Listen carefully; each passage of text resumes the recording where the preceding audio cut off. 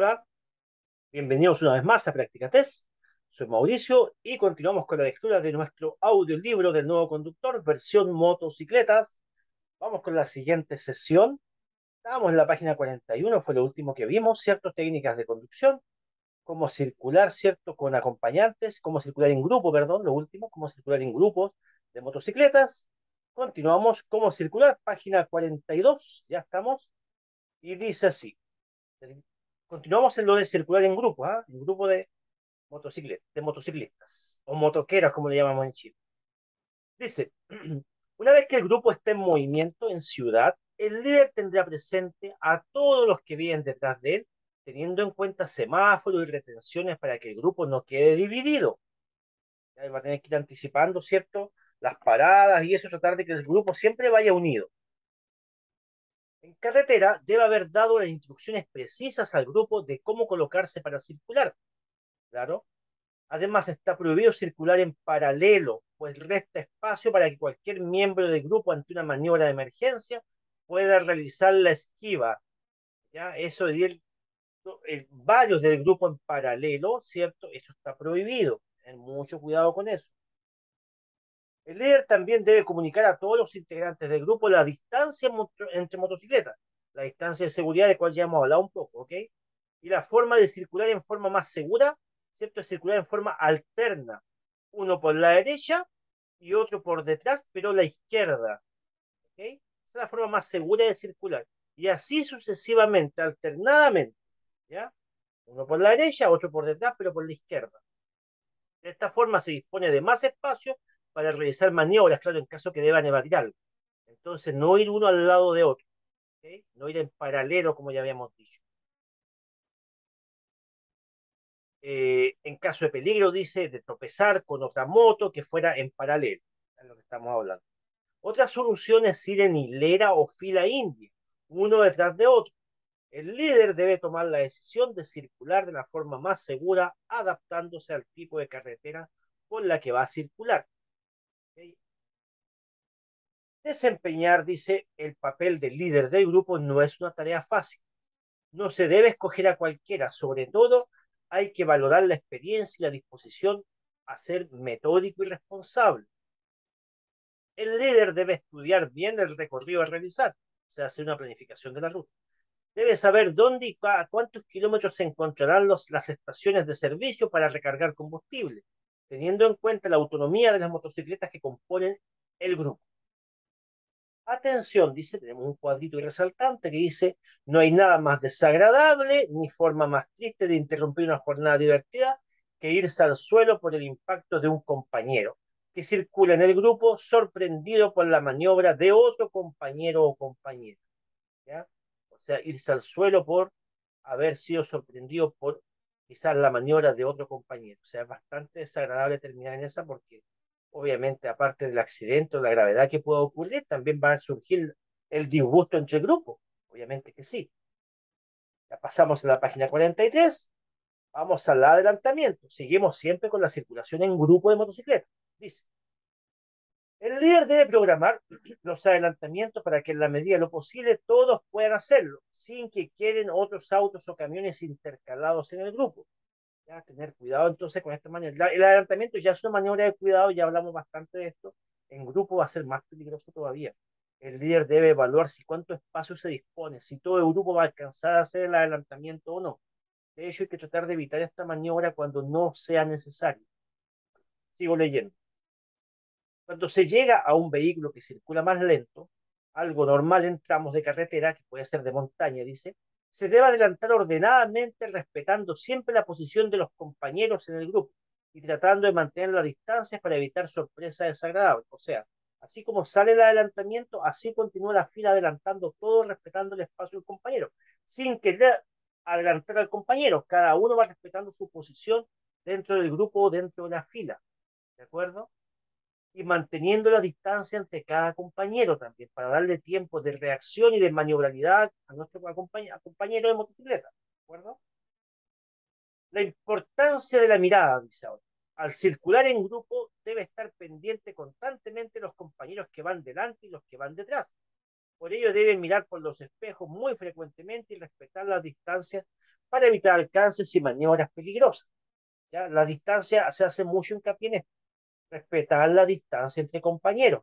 Aparte que debe ir constantemente atento a las posiciones de los que van delante y atrás por lo mismo. Entonces acá nos estamos dando cuenta que circular en grupo, aparte de ser entretenido, ¿cierto? Aparte de ser quizás una actividad de salir a disfrutar de la motocicleta, tiene bastantes complejidades. Circular en grupo no es algo que unamos en el grupo y vamos, no. Tiene su planificación, tiene su procedimiento, cómo realizarlo. ¿Ya? Y son cosas que hay que respetar sí o sí por la seguridad. Paradas programadas. Dice, los integrantes del grupo deben familiarizarse con la ruta y las paradas programadas en una reunión previa a la partida. El líder les debe comunicar esta información. El líder hace una planificación, ya sabemos, en una amplia gama de situaciones antes de salir, ¿ya? Y debe informar, o sea, en la reunión inicial se debe informar toda la programación del viaje, la salida, las paradas, las rutas a tomar, las distancias, las normativas de seguridad, ¿cierto? Etcétera. Si a algún integrante del grupo le surge el imprevisto de tener que realizar una parada de emergencia, siempre debe tener un compañero a quien le asista. Esta función la debe realizar normalmente el conductor que cierra el grupo. En caso de que alguien necesitara salir de la carretera para hacer una parada no programada, un compañero debe detenerse también por si necesita ayuda. ¿Ya? O sea, si alguno del grupo, por alguna circunstancia de emergencia, necesitara parar, salirse del grupo, ¿cierto? O salirse del grupo y parar, debería ser, no debería hacerlo solo, debería ser también acompañado de otro motociclista. Esto igual es algo que se puede programar. Entonces también podemos ir, se pueden nombrar parejas. ¿Ya? Los que van más cercanos van a ir uno detrás de otro, ¿cierto? O diagonalmente, como habíamos dicho el orden anteriormente. Entonces, si uno de ellos quiere salir, ya sabe la pareja quien lo acompaña. ¿Ya? Incluso puede ser más de uno.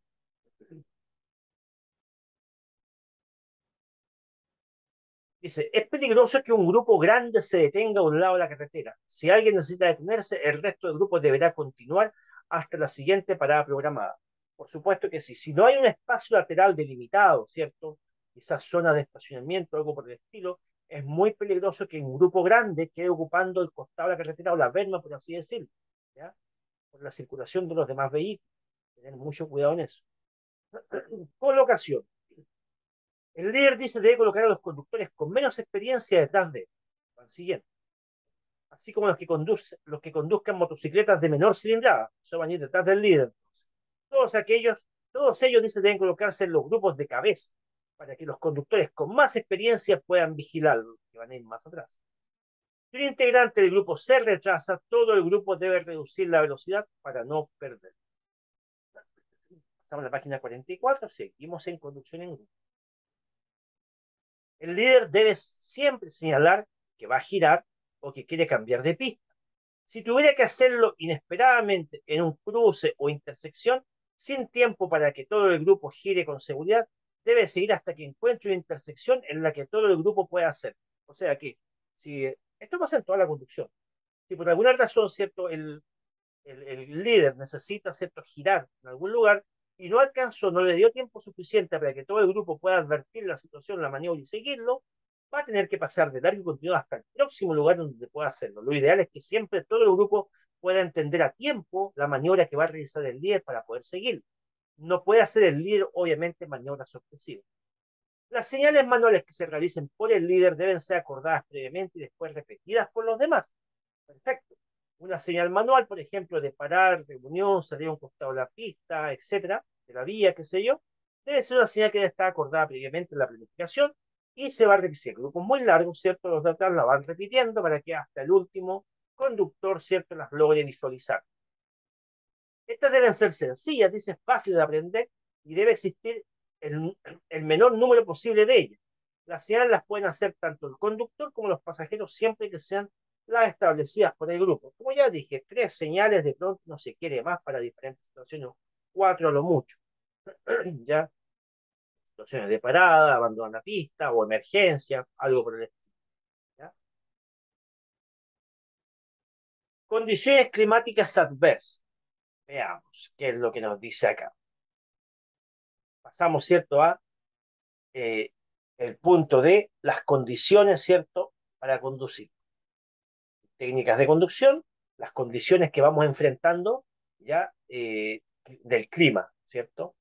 Dice, las condiciones climáticas adversas como la lluvia, nieve o presencia de hielo en la calzada aumentan el riesgo de deslizamiento por la menor adherencia del pavimento. Ello hace necesario que usted extreme su precaución al conducir, lo que significa más despacio con respecto al vehículo que lo antecede, velocidad reducida, frenada y aceleraciones más suaves, menor brusquedad en general en la conducción. ¿Ya? Eso para empezar el tema de las condiciones climáticas. A todo esto dejamos todo el tema de la conducción de motocicletas en grupo. Pasamos a las condiciones de la conducción, condiciones climáticas. Entonces, ahí nos están diciendo que se debe extremar la precaución con las diferentes condiciones adversas, como puede ser la lluvia, la nieve, el hielo, ¿cierto? ¿Ya? Y estas condiciones, estas precauciones las podemos resumir en más espacio, ¿cierto? Con distancia de seguridad, velocidad menor, más reducida, frenadas más suaves, aceleraciones suaves también y menor brusquedad en general en la conducción, evitar maniobras. Vamos con la primera condición adversa, condición climática, la lluvia. ¿Qué dice con la lluvia? En días lluviosos es indispensable el control de la presión de aire de los neumáticos, ¿sí? Para la adherencia, ¿cierto? A la calzada, ¿ya? Medidas a adoptar. Con la lluvia, además de disminuir la adherencia al pavimento, disminuir también su visibilidad, porque el empañar a veces igual, ¿ya? Su visibilidad sobre la vía, por lo que deberá disminuir la velocidad y aumentar la distancia al vehículo de delante, de manera de poder reaccionar oportunamente ante un imprevisto. Tenga en cuenta que la visibilidad del resto de los conductores también se ve afectada. ¿Ya? Aumente las distancias, ¿cierto?, con los demás vehículos. Tenga en cuenta que los demás conductores de cualquier tipo de vehículo que sea también tienen una visibilidad afectada. Si la visera del casco resulta mojada, con pérdida de visibilidad, es conveniente limpiar el casco con la mano, solo en el caso de que tanto el guante como la visera estén limpias, sin barro, polvo, etc. Si el casco está sucio, solo se agravará el problema. Cuidado con eso. Si su casco no cuenta con un sistema antibao, ¿cierto? Lleve la visera semiabierta para que no se empañe, exactamente. Semiabierta, dejar que circule un poquito el aire para que no se produzca empañamiento dentro de la visera del casco. Si el agua moja al conductor, el frío lo dejará entumecido y afectará su concentración. Es recomendable ya una vestimenta apropiada para lluvia en estas condiciones. Bueno, especialmente para los amigos del sur de nuestro país, ¿cierto? Con condiciones climáticas de mucha lluvia en algunas épocas de año, sobre todo en invierno, evitar la conducción en las días o en las estaciones más extremas, y si tuviera que trasladarse en motocicleta, ¿cierto? Tomar en cuenta que tiene que llevar una vestimenta adecuada, porque el frío, la lluvia, ¿cierto? Realmente pueden complicarlo físicamente, aparte de la enfermedad posterior, también lo distraen en el momento, le hacen perder su atención, ¿cierto? O su concentración de la conducción que usted está teniendo. Porque una conducción de pronto que le puede afectar mucho conducir con frío intenso, con lluvia, con mucha lluvia también. Entonces, importantísimo igual llevar las ropas, el equipo adecuado, ¿cierto? Las tenías térmicas, tenías impermeabilizantes, ¿cierto? También impermeables, ¿ya? Para evitar entonces estos efectos tan negativos de la lluvia y del frío. Sigo leyendo. Tenga cuidado en las curvas, no inclinando su cuerpo en exceso. Por supuesto, ya hemos visto que en las curvas, ¿cierto? El conductor de la motocicleta debe adoptar cierta inclinación en determinado grado de la curva, ¿ya? Pero con lluvia esto pasa a ser más peligroso porque el ángulo de adherencia al neumático disminuye. ¿Claro? Si usted inclina demasiado el cuerpo, ¿ya? En la motocicleta puede venir la patinada, ¿cierto? La resbalada de la motocicleta y la consecuencia, la, la, la, la siguiente volcadura de la motocicleta, del vehículo. Hay que tener mucho cuidado con eso. Evite después irse a circular sobre marcas viales, ¿cierto? Sobre las marcas y sobre las calles reflectantes. Y tenga cuidado con los adoquines y otros elementos deslizantes que pueda haber en la calzada. En la 45, aquaplaning. Y ahí nos muestra un auto, pero el aquaplaning también afecta, obviamente, a la bicicleta. ¿Ya? Ahí vamos a explicar qué es el aquaplaning. Dice, cuando la lluvia es muy intensa sobre la calzada, se forma una película o capa de agua que se interpone entre la calzada y los neumáticos, haciendo muy difícil su adherencia a él. ¿Cierto? Claro. Digamos que el neumático pierde adherencia, ¿por qué? Porque está el agua, ¿cierto?, entre el neumático y la calzada. Al ser la capa de agua existente sobre la calzada mayor a la que los neumáticos pueden desalojar a través de sus surcos, sucede lo siguiente. Acá viene el aquaplaning, o sea, se pierde la adherencia y quedamos sobre el agua en vez de estar sobre la calzada. por así decirlo. A mayor velocidad este efecto es mayor. Dice, el agua se va acumulando delante de la rueda, claro, formando una cuña de agua. ¿Ya? Los neumáticos pierden adherencia y contacto con la superficie de la calzada. El vehículo se desliza, planea, perdón, el vehículo se desliza, planea y se desplaza sin que haya contacto real con la superficie de la calzada. Ahí se acaba de producir la plana. El conductor pierde el dominio sobre el vehículo, no obedeciendo la dirección ni los frenos, pareciera que el vehículo flota, o sea, el vehículo se va por sí solo. Se frena, no le va a responder y la dirección tampoco, ¿cierto? Va a poder guiar su vehículo con la dirección. Este fenómeno se conoce comúnmente con el nombre de aquaplaning o hidroplaning. O sea, usted planea con su vehículo sobre el agua. Eso es lo que no quieren decir. En motocicleta, el peligro es mayor. Fíjense, en automóvil. Ya que el aquaplaning en una sola rueda probablemente desestabilizará el vehículo provocando la caída de este. Claro, o sea, es mucho mayor porque en un automóvil tenemos las cuatro ruedas, hay mayor estabilidad. El aquaplaning en una sola rueda va a perder usted totalmente el equilibrio porque ya no hay contacto con la calzada, por un par de segundos puede ser. Y lo más probable es que termine cayendo, ¿cierto?, con su motocicleta. A mayor velocidad, mayor es la cantidad de agua que los neumáticos deben desplazar y más agua se acumula bajo ellos, lo que puede saturar los surcos. Por esta razón, para evitar el aquaplaning, el mejor consejo es moderar la velocidad, de modo que los neumáticos puedan desalojar bien el agua y pisar terreno firme y no frenar ni acelerar. ¿Ya? Si sintamos cierto la pérdida de adherencia, no se nos ocurra frenar ni mucho menos acelerar. ¿Ya? Seguimos leyendo. Cuando haya charcos de agua en la calzada, evite pasar por ellos, buscando las zonas secas. Cuidado de no atravesarse frente a otros vehículos. Claro, del hecho posible, entonces, evitar los charcos. Siempre tratar de pasar la zona más seca o la que se vea que tiene menos agua. ¿De acuerdo? Obviamente que al hacer estas maniobras, cuidado con atravesarlos frente a otros vehículos. Moderar la velocidad. Cuando no sea posible evitar los charcos, reduzca aún más la velocidad para que el vehículo no pierda estabilidad. De este modo, también evitará mojar a peatones y a otros vehículos, lo que podría verse afectado a su visibilidad. Además, debe tener la precaución de no mojar a peatones ni a conductores de ciclo. Claro, tratar de no tirarle agua a los demás usuarios de la vía, eso es muy importante, ¿cierto? Siempre modera la velocidad cuando veas escuchar, ¿ya? Cuando la calzada esté anegada, o sea, ya está todo anegado con agua, ¿cierto? Ya tiene cierto nivel de agua la calzada. Si no tiene alternativa y se ve obligado a pasar por un tramo inundado, circule lentamente, justamente, circular lentamente en primera y a velocidad constante. Velocidad constante, pero lentamente. Lentamente, porque recuerda que la calzada está anegada. Cuando salga del agua antes de recuperar la velocidad, que las circunstancias aconsejen, compruebe la eficacia de sus frenos, presionando el pedal ligeramente. Si no funcionan bien, séquelo frenando suavemente. Una vez que usted sale de esta zona anegada, tenga en cuenta que va a quedar agua alojada, ¿cierto?, en el sistema de frenado. ¿Ya? Usted lo puede secar presionando los frenos suavemente, ¿cierto? Ambos frenos, delantero, rueda delantera, rueda trasera, para que con la fricción que se produzca, ¿cierto? Suavemente, usted lo va a frenar, ya dije, y esa fricción produce calor para que estos se sequen rápidamente, ¿ya? Y vuelvan a tener sus condiciones. Seguimos, página 46. Otra condición adversa peor que la lluvia sería la nieve. Dice, cuando caen los primeros copos de nieve sucede lo mismo que con la lluvia, es decir, el pavimento se torna altamente deslizante. La nieve reduce también la visibilidad.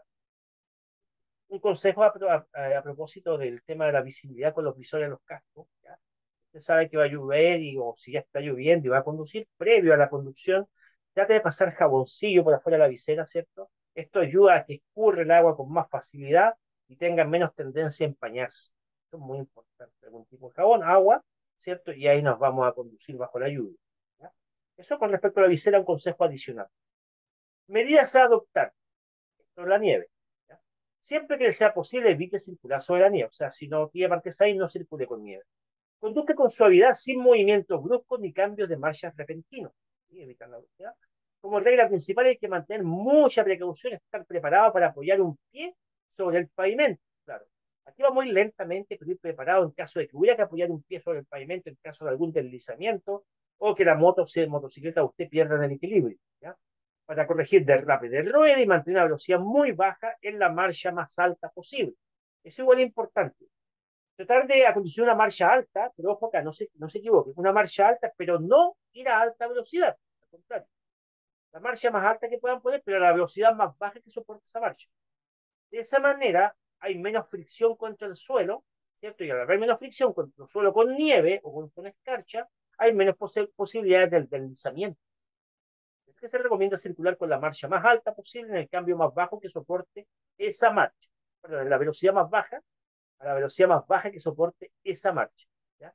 Por dar un ejemplo, si usted puede colocar la cuarta, pero va, lo más lentito que puede llevar la cuarta sería ideal, porque hay menos fricción contra el terreno. Un cambio alto no significa que va a ir rápido. Ya, sigo leyendo.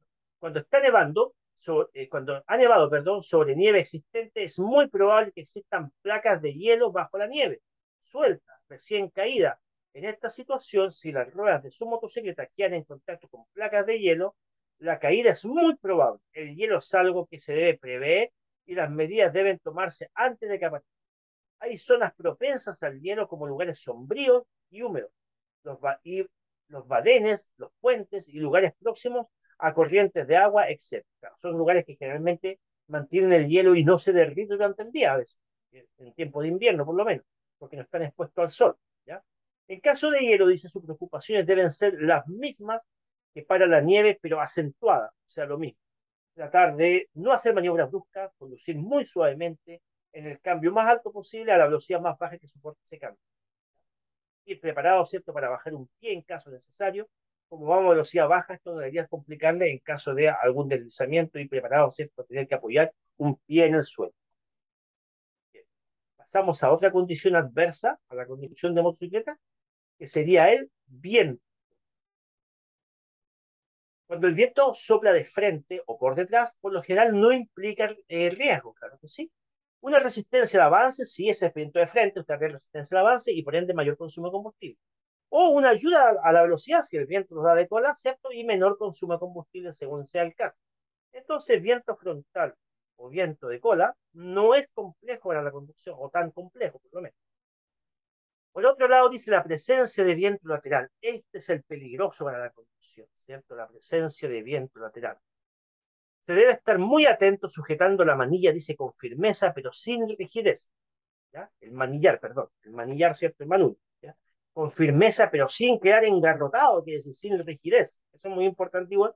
Muchos conductores jóvenes, por lo menos, o perdón, inexpertos, con los nervios tienden a apretar muy rígidamente el manubrio de la motocicleta, lo cual no es bueno. ¿Ya? Firmeza no es rigidez. Y desplazando su peso en el sentido contrario de la dirección del viento. O sea, el peso corporal de usted también va a jugar un papel importante en el sentido de que va a inclinarlo o va a cargarlo un poco más en la dirección contraria del viento, hasta llegar al punto en que se pueda mantener la dirección de trayectoria deseada. El viento lateral, recordemos que es el más perjudicial para este tipo de circulación. Es conveniente en esta situación mantener una velocidad de circulación moderada. A mayor velocidad el viento le va a afectar más, sin duda que sí. El viento lateral le va a afectar más a mayor velocidad. Debe tener especial cuidado cuando adelanta vehículos pesados, sobre todo al acceder y al salir de la sombra, de la sombra de viento, que le proporciona dicho vehículo durante la maniobra. En estas situaciones, tanto el cese de la fuerza del viento, tapada por el vehículo que está adelantando, como la fuerza del viento nuevamente sobre usted, una vez finalizada la maniobra, pueden desestabilizar su motocicleta. Claro, cuando vamos pasando al costado de un vehículo, porque lo estamos adelantando, sobre todo un vehículo de gran envergadura, va a haber un momento que el mismo vehículo no va a servir de escudo o de sombra, como dice ahí, del viento. En ese momento, usted que llevaba una cierta sobrecarga o inclinación para hacer contraposición a ese viento, ya no va a sentir el viento. Tener cuidado en eso porque va a llegar un momento que no se va a sentir el viento porque el vehículo está sirviendo de escudo, el vehículo que usted está adelantando. Una vez que usted pasó aquel vehículo, ¿cierto? Va a volver a sentir nuevamente la ráfaga de viento lateral. Por ende, hay que tener mucho cuidado en esa situación, es lo que nos explica ahí, porque podrían desestabilizar. ¿Ya? Sigo leyendo.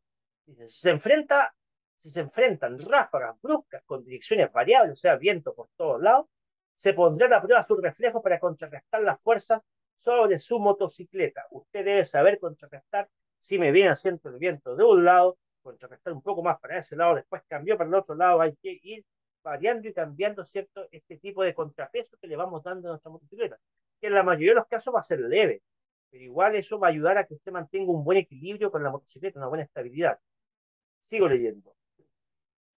Si el viento es demasiado fuerte y o está acompañado de lluvia u otras condiciones adversas, lo mejor es detener el viaje hasta que mejoren las condiciones. Claro que sí. Regiones de nuestro país, como por ejemplo Magallanes, donde las ráfagas de viento pueden ser muy fuertes en momentos, ¿cierto? Y usted se da cuenta que ya la conducción se hace demasiado peligrosa, lo mejor que usted hace es detenerse, ¿cierto? En algún lugar seguro y esperar a que las condiciones del tiempo mejoren o las ráfagas de viento se calmen para continuar su viaje.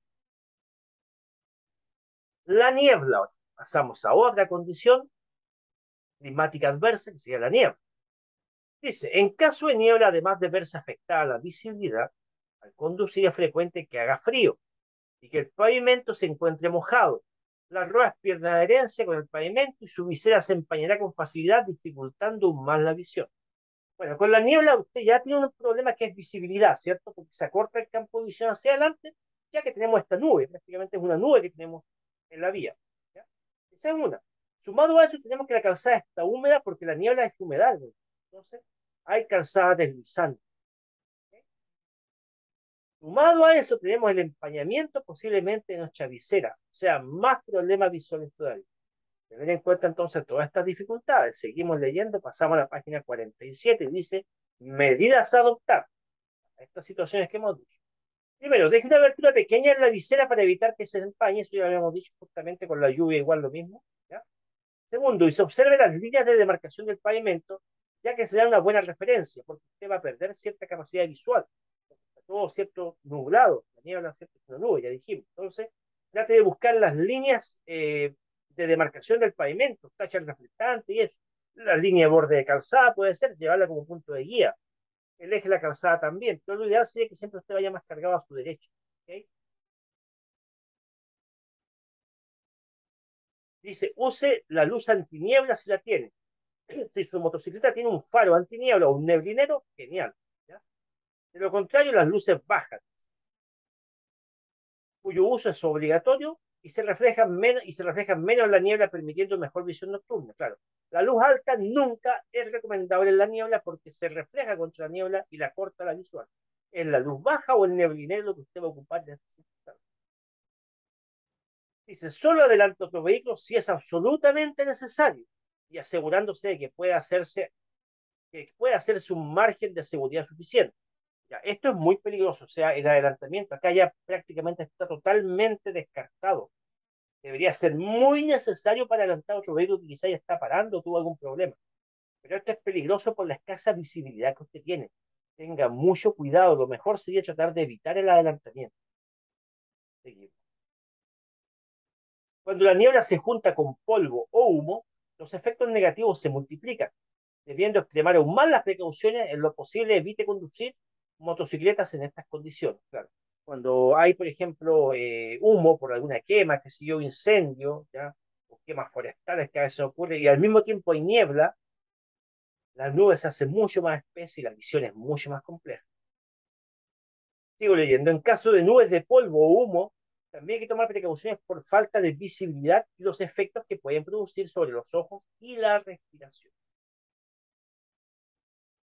Conducción con carga. Seguimos leyendo.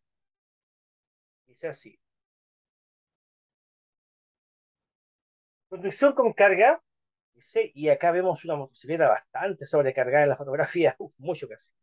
Dice, la gran mayoría de las motocicletas no están diseñadas para llevar mucha carga, claro que sí. Las pequeñas cargas pueden llevarse sin peligro alguno, siempre que se ubiquen y sujeten correctamente. De hecho, muchas traen, excepto la recomendación en el manual de fabricante, cuánto es lo que debe cargar, ¿ya? Y los maleteros también tienen sus dimensiones específicas para las cargas, ¿ya? El maletero cierto acondicionado, o también usted les puede añadir maletero, pero tiene que cumplir con las normas del peso y dimensiones de la moto. ¿Sí? Sigo leyendo. Es muy importante saber tanto dónde colocarla como de qué forma, ya que la estabilidad dinámica de la motocicleta puede sufrir grandes cambios, incluso llegando a ser intratable si no lo hace correctamente. O sea, usted no podría dominar su motocicleta, por muy buen conductor que sea, simplemente porque lleva una carga totalmente mal colocada y totalmente desestabilizada, ¿ya? Sobre su motocicleta, o con un peso que quizás excede las condiciones de su motocicleta. Dice, el aumento de peso tendrá una gran influencia en la aceleración frena y frenada. Usted debe tenerlo muy en cuenta en sus viajes. La rueda trasera soportará mucho más carga y el desgaste en proporción a la delantera. ¿Ya? Página 48, seguimos con lo mismo, la carga. Y se debe considerar que nunca puede sobrepasar la masa máxima autorizada, claro, de la motocicleta, según lo que está especificado, ¿cierto? Las características de la motocicleta, no puede sobrepasar esa masa.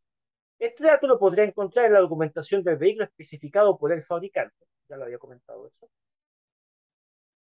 La masa de las personas y la carga en conjunto no pueden exceder de la diferencia entre la masa máxima autorizada y la masa en vacío, ¿ya? Que es la masa del vehículo con su equipo fijo utilizado, sin personal ni pasajero, es como la tara de un vehículo, ¿ya?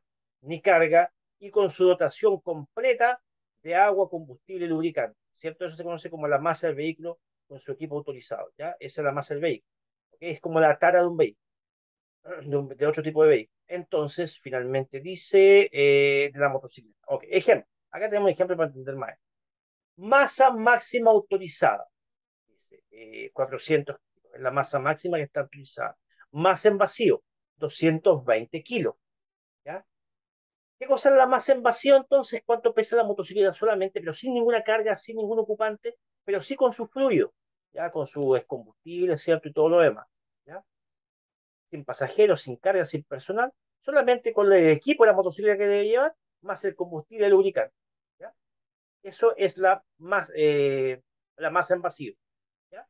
La masa máxima autorizada es todo el conjunto de cuánto, es la suma de de la masa en vacío más cuánto puede llevar. ¿De acuerdo? Ya, entonces, si sacamos la diferencia, dice que el peso máximo utilizado son 400 kilos para este tipo de moto, que estamos eligiendo, que estamos dando acá. ¿Ya?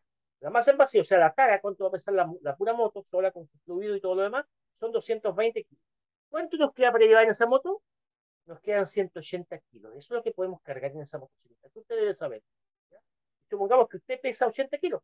Supongamos que usted pesa 80 kilos.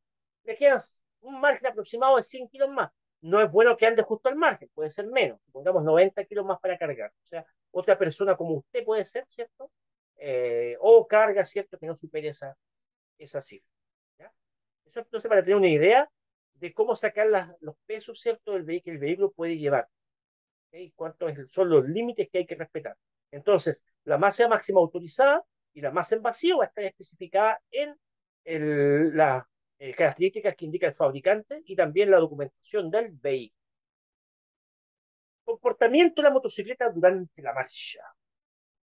Como ya se ha dicho anteriormente, el transporte de un viajero o de carga en una motocicleta modifica su comportamiento. Ya lo hablamos delante cuando hablamos, o en el capítulo anterior, perdón, cuando hablamos del tema de los pasajeros en la motocicleta, los acompañantes. Por lo que tendría que tener en cuenta los siguientes detalles. Veamos qué tenemos que tener en cuenta si nosotros queremos transportar carga o pasajeros. La distancia necesaria para realizar un adelantamiento será mayor. Va a demorar más. En todo va a demorar más. ¿Ya? Las frenadas se alargarán y será más importante que nunca ejecutarlas en dos tiempos. Es decir, en primer lugar, tocando suavemente el freno delantero, tratando de retener un poquito desde esa parte, para trasladar el peso hacia ese eje, pero posteriormente poder frenar con más intensidad, ¿cierto? Si se usa el freno bruscamente, bloquea fácilmente la rueda, ya que no tendrá peso en el eje delantero, ¿cierto? La resistencia al viento crece considerablemente. Claro, por la carga, por el volumen que usted lleva, va a tener más resistencia al viento. Disminuye la distancia al suelo, por lo que debe tener más cuidado en la inclinación sobre las curvas, porque la motocicleta, la suspensión va a tender a bajar más por el peso que lleva. En caso que la carga trasera sea excesiva, será más fácil que la rueda delantera se quede con el aire, perdón, en el aire cuando acelere bruscamente. Claro, o sea, pierda la adherencia. Además, la falta de peso delante puede aumentar mucho la tendencia a las sacudidas de la dirección. Por cualquier elemento, la dirección de usted se le va a sacudir fácilmente y puede tener una inestabilidad, obviamente. No solo en aceleraciones, sino también circulando con normalidad, provocando el llamado efecto Shimmy, que es perder la herencia delante.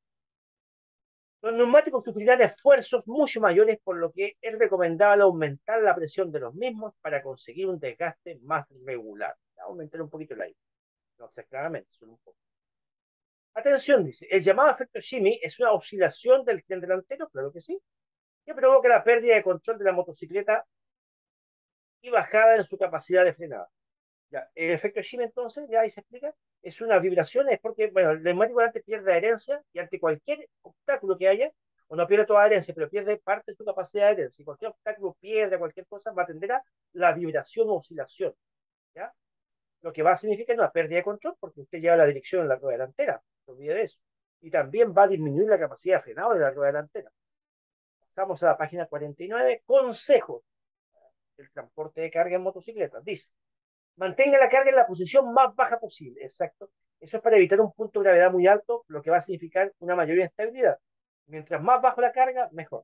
O sea, acá yo preferiría, por ejemplo, en esta fotografía, si tuviera poca carga, si tuviera que desocupar alguno de los compartimentos, desocuparía el compartimento superior y repartiría la carga por igual peso en ambos compartimentos laterales, llevando el compartimento superior vacío. De esa manera no aumenta el punto de gravedad alto. ¿Ya? Apilar dice cajas contra el respaldo del pasajero o detrás del asiento eleva el centro de gravedad de la motocicleta afectando su estabilidad. Bueno, lo repite lo mismo. Punto de gravedad alto afecta la estabilidad de la motocicleta. Mantenga la carga lo más adelante posible. Es recomendable colocar la carga sobre el eje trasero. ¿Ya? Carga sobre el eje trasero o delante del mismo. Si coloca el peso detrás del eje trasero, puede afectar el giro. O sea, si la va muy atrás la carga, que es en la colita, afecta el giro, el equilibrio y el frenado de la motocicleta. Tenga especial precaución al utilizar maletas sobre el depósito, cuando, cuidado, dice, de no introducir objetos punzantes y de que no interfieran con los mandos a los controles de la motocicleta. Tener objetos punzantes como carga es muy peligroso, ¿ya? O que algunos de estos objetos, ¿cierto?, demasiado grandes, quizás pasen para adelante e interfieran con los mandos de la motocicleta o también la zona de pedal, ¿ya? Distribuye el peso por igual a cada lado de la motocicleta, ya lo había dicho, si usa las maletas. Coloque y comparte el peso por igual en cada una de ellas. Si el peso no está proporcionalmente distribuido, podría inclinarse la motocicleta hacia uno de los lados. Sujete bien la carga. Debe sujetar bien la carga con correas, cuerdas o pulsos. Las correas elásticas con varios puntos de fijación pueden ser las más seguras. Si su equipaje o carga no está bien sujeto, podría caer, engancharse en la rueda o en la cadena. Controlar en todo momento la carga. Es aconsejable revisar la carga durante el camino mirando frecuentemente a través de los espejos y cada vez que realice una parada. O sea, siempre vigilando cómo va nuestra carga, si se desacomodó, si se desestabilizó, ¿cierto? En qué condición viene, si se viene deteriorando igual, que no se haya soltado una marra o se haya corrido, ¿cierto? Alguna marra, etc. En la oscuridad, con carga, ¿cierto? En la oscuridad una motocicleta circula a una velocidad de... Perdón,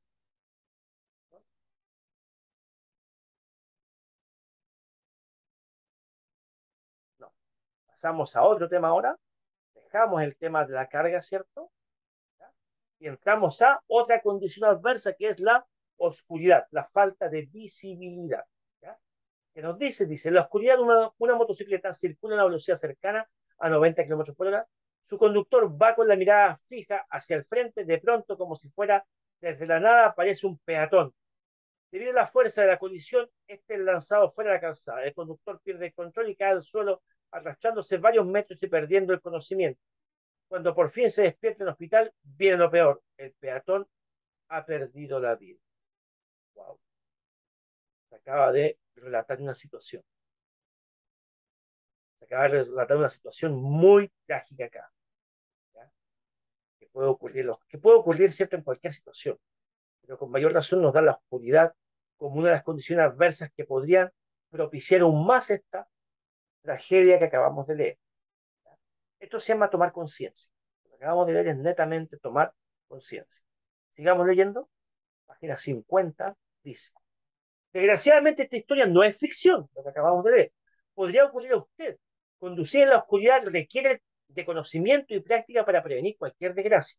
Claro, o sea, si de día ya tenemos condiciones adversas y dificultades, de noche con poca iluminación va a tener más condiciones adversas. ¿Ya? Conducir durante la noche implica mayor experiencia, conocimiento, acostumbramiento, ¿ya? Eh, Conocer determinadas técnicas. Aquí las vamos a ir hablando, pero igual esto lo puede ir fortaleciendo la experiencia, ¿ya? Dice así, el riesgo de siniestro es mayor durante la noche, entre otras causas, por nuestra limitada capacidad para ver en la oscuridad, ¿ya? Nuestros ojos tardan algún tiempo en acomodarse a la oscuridad cuando abandonan una habitación iluminada. De igual modo, como ya hemos visto, el conducir en la oscuridad, y aunque no miremos directamente los focos de los vehículos que vienen en sentido contrario, es fácil que se presenten efectos de ceguera, o sea, encandilamiento, ¿ya? Que pueden empeorar temporalmente nuestra visión. Claro, que usted quede ciego por un par de segundos, ¿cierto? Se encandile por otros vehículos, etcétera. También es cierto que si usted pasa de la luz a la oscuridad, la vista tarda un tiempo en acomodarse. Todas estas son situaciones complejas. Tengamos en cuenta que el ojo humano no está acondicionado para la visión nocturna. Nosotros los seres humanos somos seres de hábitos diurnos. Así estamos dotados fisiológicamente, ¿ya? Aunque tengamos que circular en la noche, obviamente que las luces nos ayudan, ¿ya? Pero no somos seres de hábitos nocturnos. Por ende, por esta característica como seres humanos que tenemos más complejidad para desplazarnos de noche, para hacer actividades de noche y por ende para conducir un determinado vehículo en la noche. Tenga en cuenta entonces que en la noche usted va a tener más dificultad, va a tener más desventaja, ¿ya? Sus condiciones no van a ser las mismas. Incluso si está un poco acostumbrado, durante la noche siempre hay peligro.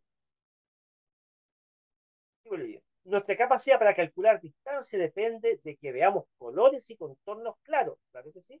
Eso es una, eso es una característica importante para que usted pueda calcular la distancia durante el día, ver los colores y los contornos claros, ya los contrastes. Eso hace que el conductor pueda calcular cierta distancia. Dice después, en la oscuridad estos se difuminan, o sea, desaparecen estas características de colores y contornos claros. Lo mismo sucede cuando la visibilidad se encuentra reducida por efecto de la niebla o la lluvia. En estas condiciones, el tráfico que viene en sentido contrario parece encontrarse más lejos de lo que realmente está. Hay un problema de profundidad para mirar también ahí. Esto puede hacer que usted aprecie más las distancias cuando desea adelantar a otro vehículo. Al conducir en la oscuridad, sus posibilidades de descubrir un obstáculo dependen, entre otros, de los siguientes factores: su potencia y ajuste de luz, o sea, la potencia de las luces y cómo estén calibradas las luces. Recordemos que el haz de luz debe tener una determinada orientación, tanto para las altas como para las bajas, también para los neulineros, ¿de acuerdo? Eso es importante que esté siempre regulado, porque puede ser que en algún choque, caída o golpe, eso con el tiempo, ¿cierto?, se vaya desestabilizando el haz de la luz, ¿ya? Ya, también esto depende de su capacidad visual. Estén en buenas condiciones, ¿cierto? Cuando usted va a dar el examen a la municipalidad, le van a tomar dentro del examen psicotécnico un test visual, para que veamos las capacidades de su visión que esté dentro de lo normal, o si necesita lentes, con los lentes correspondientes. La capacidad de reflejar la luz que tenga el obstáculo, también eso depende, ¿cierto?, de cuánto podemos detectar obstáculos, ¿cierto?, en la noche.